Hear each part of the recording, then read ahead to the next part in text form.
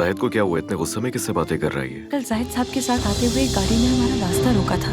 कुछ आदमी आकर तुम्हारा रास्ता रोकते हैं और तुम्हें बंदूक दिखाते हैं और तुम मुझसे कह रहे हो कि ये कोई इतना बड़ा मसला नहीं है। मामू! अलीना साहिबा को इस हालत में हॉस्पिटल में रखना मुमकिन नहीं जनाब। आपकी बीवी आसाबी तौर पर सेहतमंद हालत में नहीं है।